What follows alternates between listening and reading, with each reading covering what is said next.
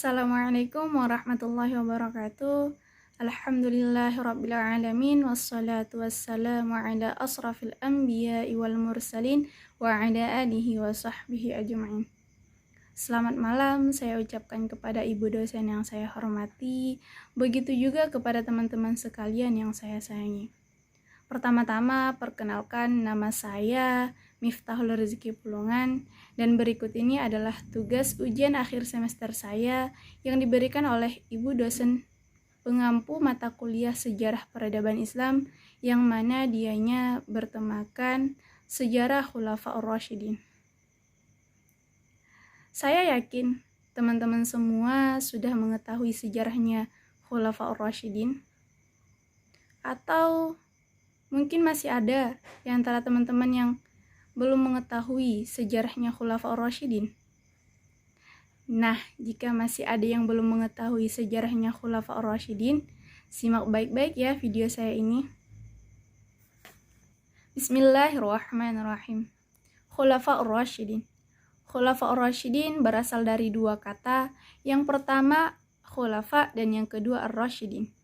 Khulafa memiliki arti pengganti, sedangkan ar-rasyidin memiliki arti mendapat petunjuk.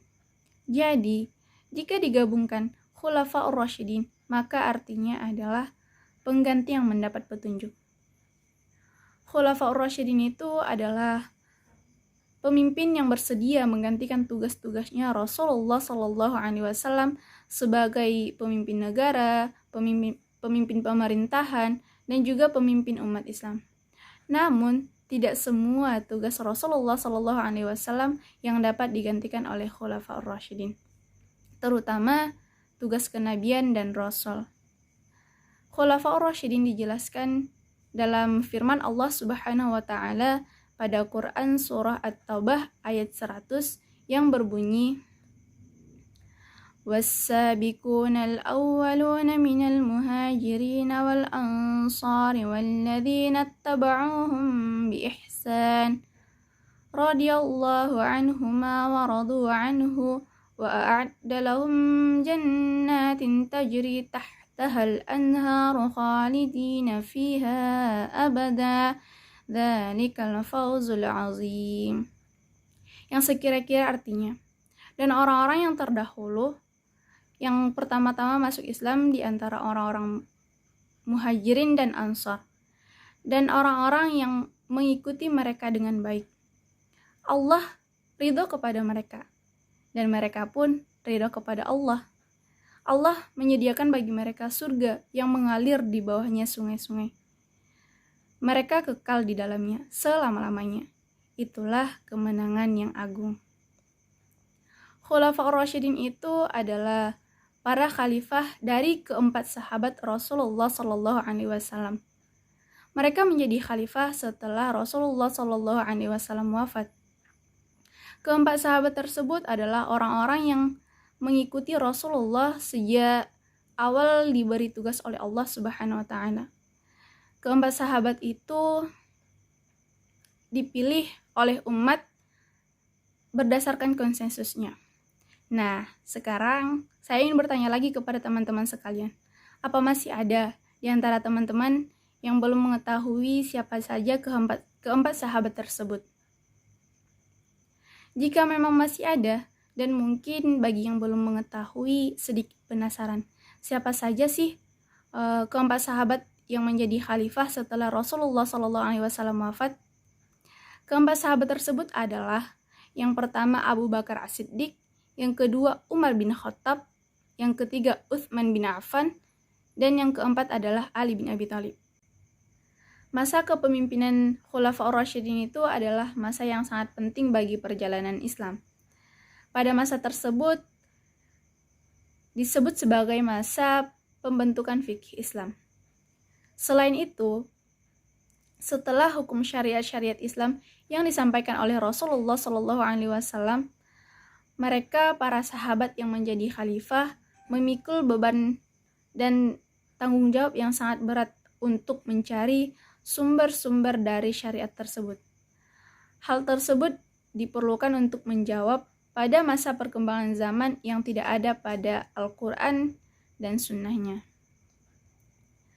Pada zaman Khulafaur Rasyidin, para sahabat Rasul berhasil menyebarluaskan Islam hingga keluar Jazirah Arab. Mereka telah meletakkan dasar-dasar kehidupan dari ilmu Islam kepada kehidupan umatnya.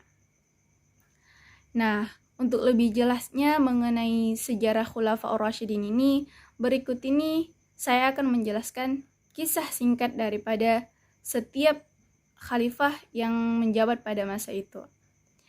Yang mana dianya dimulai dari sejarah kisah khalifah yang pertama, yaitu Khalifah Abu Bakar As-Siddiq.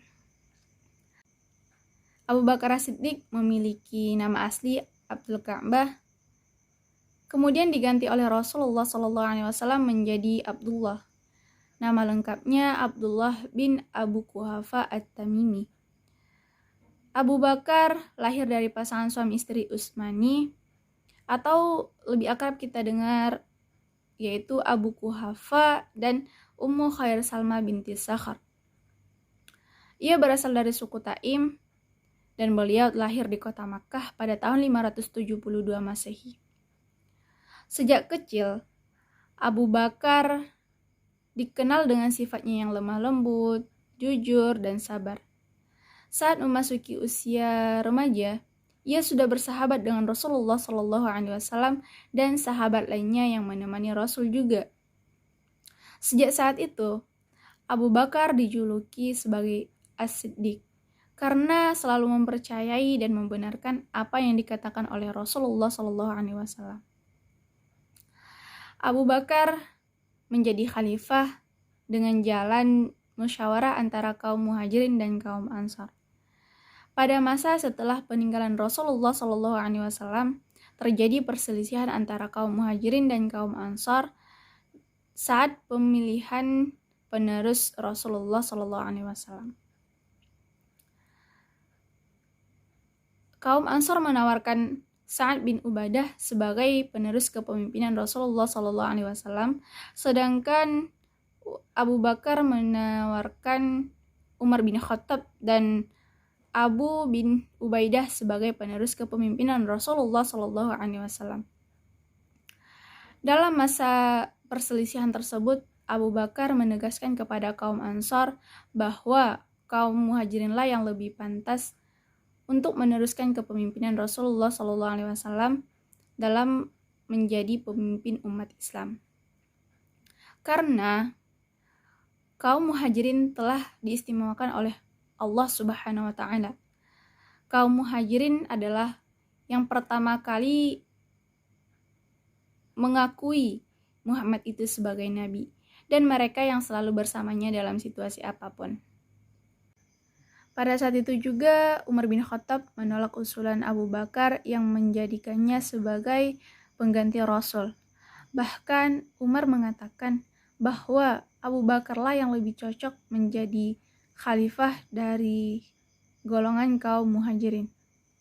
Setelah bermusyawarah, kedua kaum akhirnya sepakat untuk menjadikan Abu Bakar sebagai khalifah. Ada beberapa kesepakatan yang membuat Abu Bakar As-Siddiq diterima menjadi khalifah.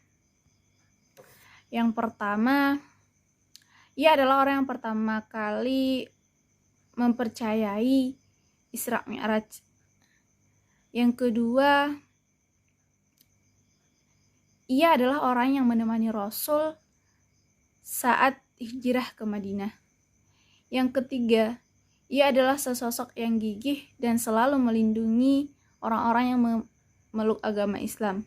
Dan yang terakhir, ia pernah menjadi imam sholat sebagai pengganti Rasul saat sedang sakit.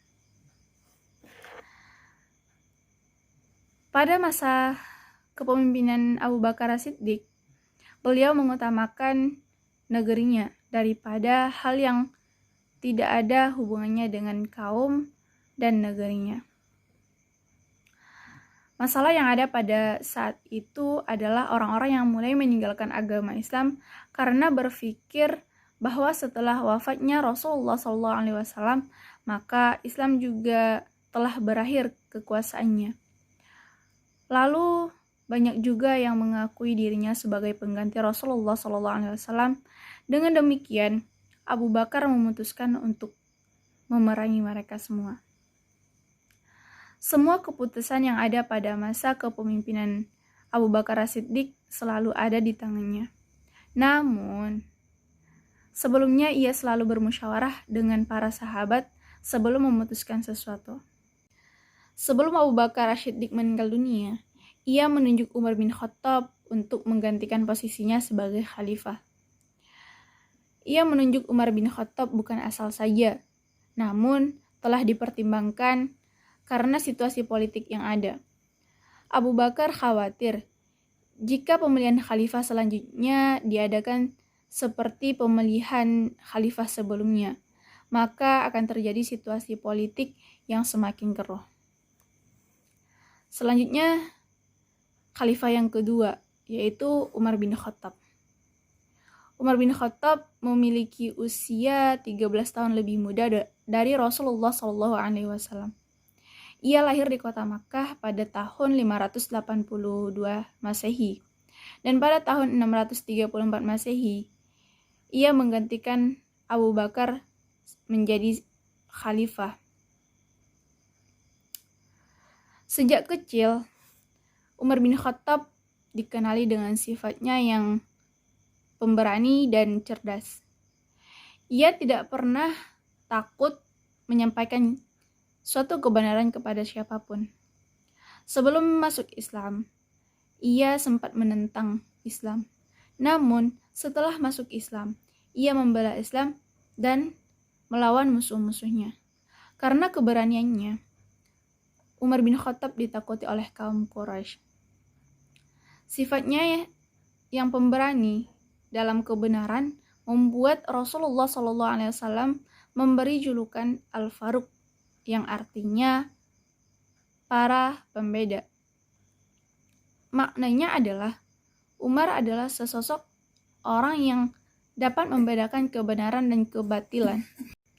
Kekhalifahan Umar bin Khattab dimulai saat Abu Bakar As-Siddiq sakit dan memanggil Utsman bin Affan untuk menulis surat wasiat kepada Umar bin Khattab untuk menggantikannya sebagai khalifah. Tujuan Abu Bakar adalah untuk menghindari perselisihan dalam pemilihan khalifah saat ia sudah tidak ada. Dengan terpilihnya Umar bin Khattab sebagai khalifah, semua umat muslim setuju dengan keputusan Abu Bakar As-Siddiq. Lamanya Umar bin Khattab menjabat sebagai khalifah membuatnya mendapat gelar baru, yaitu Amirul Mukminin, yang artinya pemimpin orang-orang yang beriman. Gelar ini diberikan oleh kaum muslimin karena melihat Umar bin Khattab yang memimpin Islam selama 10 tahun. Oleh karena itu, ia sangat pantas mendapatkan gelar tersebut. Dalam masa kepemimpinannya Umar bin Khattab, ia selalu mengutamakan perluasan Islam yang mencapai 1/3 dari dunia. Dengan kerja kerasnya Umar, Islam bisa mencapai hingga ke Eropa. Berkat gaya kepemimpinan Umar menjadi kekuatan untuk Islam yang harus diperhitungkan. Pada saat itu, posisi Islam memiliki kekuatan yang sama seperti Romawi dan Persia. Pada masa tersebut, wilayah Islam diperluas hingga ke Mesir, Irak, Syam, Palestina, dan negara-negara Persia lainnya. Setelah menguasai beberapa negara dengan Islam, Umar membentuk pemerintahan yang mirip dengan Persia. Umar bin Khattab membuat administrasi pemerintahan yang mengatur 8 wilayah, yaitu Makkah, Madinah, Jazirah, Syria, Busra, Kufah, Palestina, dan Mesir. Departemen didirikan untuk mengatur gaji dan pajak dari masing-masing pejabat dari wilayah tersebut, sehingga Hal tersebut memicu terdirinya Baitul Mal. Umar wafat pada umur 63 tahun setelah memerintah pada kepemimpinan Islam selama 10 tahun 6 bulan. Wafatnya disebabkan ditikam oleh Abu Lu'lu'ah.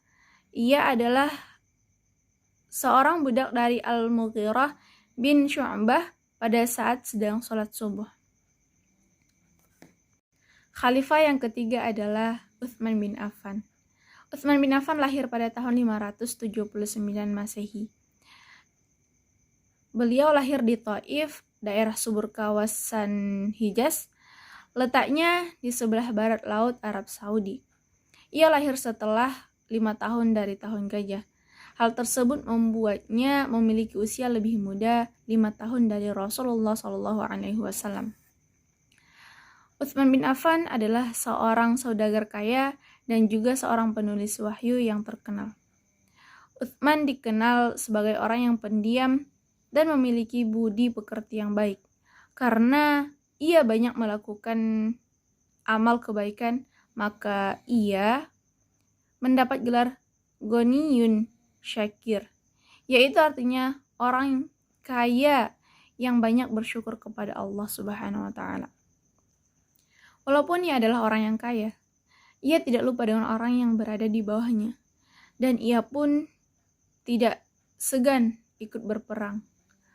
Bahkan dikisahkan dari Ibnu Syihab Az-Zuhri dikatakan bahwa Utsman pernah mempersiapkan 940 ekor unta dan 60 ekor kuda untuk Jaisyul Usra atau pasukan sulit dalam perang Tabuk. Selain itu, ia juga pernah memberikan 10.000 dinar sekitaran 483 juta rupiah kepada Rasulullah SAW dengan kedua tangannya sendiri. Kejadian tersebut diceritakan oleh sahabat Rasulullah yaitu Hudzaifah. Karena telah banyak kebaikan yang dilakukan oleh Utsman, maka ia sempat dinikahkan dengan putri Rasul yang bernama Ruqayyah. Setelah Ruqayyah wafat, ia menikah lagi dengan putri Rasul yang bernama Ummu Kalsum. Dengan demikian ia diberi julukan sebagai Dzun Nurain, yang artinya memiliki dua cahaya. Utsman bin Affan memiliki jasa-jasa berupa membukukan Al-Quran menjadi beberapa naskah. Beliau juga menetapkan pelafalan Al-Quran menjadi serentak dan seragam. Karyanya yang besar itu sangatlah bermanfaat bagi umat Islam. Oleh karena itu, ia diberi penghargaan sebagai Mushaf Utsmani. Masa kepemimpinannya dimulai ketika Umar bin Khattab mengalami sakit keras. Setelah ditusuk oleh Lu'lu'ah, seorang budak dari Persia, karena sakitnya Umar bin Khattab, lalu ia membentuk tim yang memiliki anggota Utsman bin Affan, Ali bin Abi Thalib, Thalhah bin Ubaidillah, Zubair bin Awwam, Abdurrahman bin Auf, dan Sa'ad bin Abi Waqqas. Dibentuknya formasi tersebut bertujuan untuk pemilihan pengganti dari Umar bin Khattab untuk menjadi khalifah. Namun, 4 orang anggota tersebut mengundurkan diri. Lalu, berdasarkan pendapat umum masyarakat bahwa mereka menginginkan Utsman bin Affan yang menjadi pengganti dari Umar bin Khattab. Abdurrahman bin Auf juga cenderung memilih Utsman bin Affan untuk menggantikan peran Umar bin Khattab sebagai khalifah.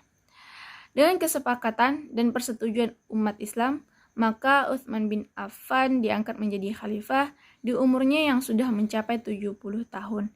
Ia menjadi khalifah selama 12 tahun, di mana lebih lama daripada Umar bin Khattab.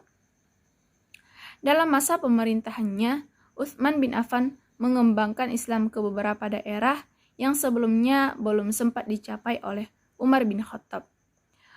Umat Islam sedikit kecewa karena perbedaan sifat antara Utsman bin Affan dan Umar bin Khattab.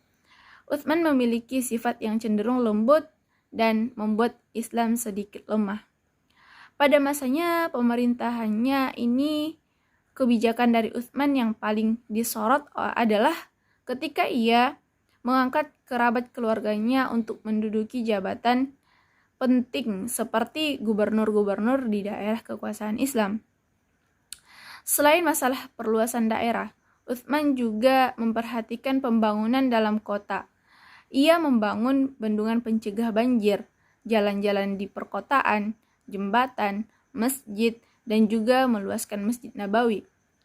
Di akhir masa pemerintahannya, Utsman tidak meninggalkan pesan sedikit pun. Hal ini dikarenakan ia meninggal secara tiba-tiba karena dibunuh pada saat ia membaca Al-Quran. Ia wafat pada usia 83 tahun. Hal tersebut membuat kondisi politik semakin memburuk. Khalifah yang terakhir adalah Khalifah Ali bin Abi Thalib. Ali bin Abi Thalib memiliki nama panjang Ali bin Abi Thalib bin Abdul Muttalib bin Hashim. Ia lahir di Mekah pada tanggal 12 Rajab tahun ke-30 setelah kelahiran Rasulullah SAW.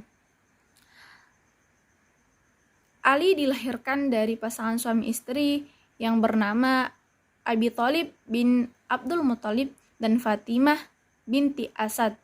Sebelumnya ibunya memberinya nama Al-Haidarah yang artinya singa. Kemudian ayahnya memberi sebutan sebagai Ali.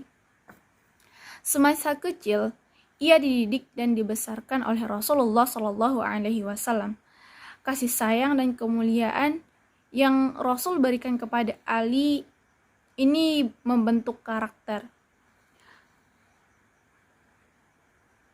Karena didikan Rasul, ia berani masuk Islam di usia yang sangat muda. Ia masuk setelah Siti Khadijah. Ia masuk Islam setelah Siti Khadijah.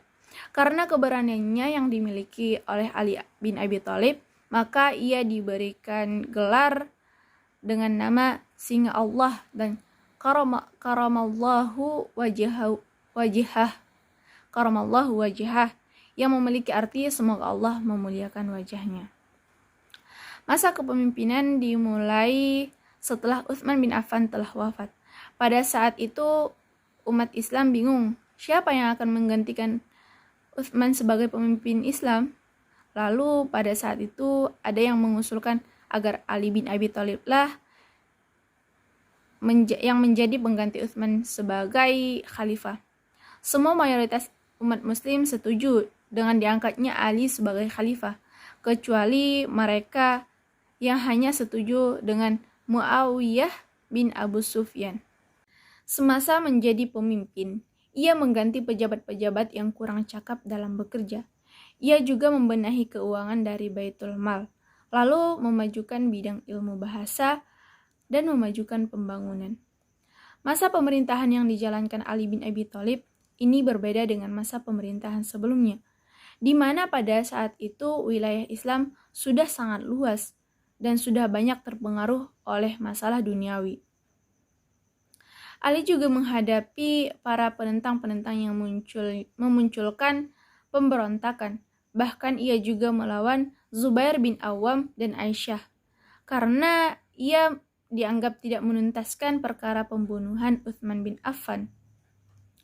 Pertentangan ini semua mengakibatkan timbulnya Perang Jamal atau disebut sebagai Perang Unta karena Aisyah yang menunggangi unta untuk berperang. Pertentangan Ali dan Muawiyah juga menimbulkan Perang Siffin. Lalu perang-perang tersebut diakhiri dengan tahkim atau arbitras di Daumatul Jandal pada tahun 34 Hijriah. Karena semua peristiwa yang terjadi itu mengakibatkan munculnya 3 golongan dalam Islam, yaitu Khawarij, Murji'ah, dan Syiah. Ketiga golongan mewarnai perkembangan pemikiran dalam Islam. Gramet itulah penjelasan kisah singkat dari Khulafa ar-Rasyidin. Dari kisah-kisahnya memiliki perbedaan dalam kepemimpinan Dan setiap pemimpin juga memiliki teladan yang bisa kita jadikan sebagai contoh. Dan mungkin cukup sekian sejarah singkat Khulafaur Rasyidin yang bisa saya sampaikan. Kurang lebihnya saya mohon maaf. Wabillahi taufiq wal hidayah. Assalamualaikum warahmatullahi wabarakatuh.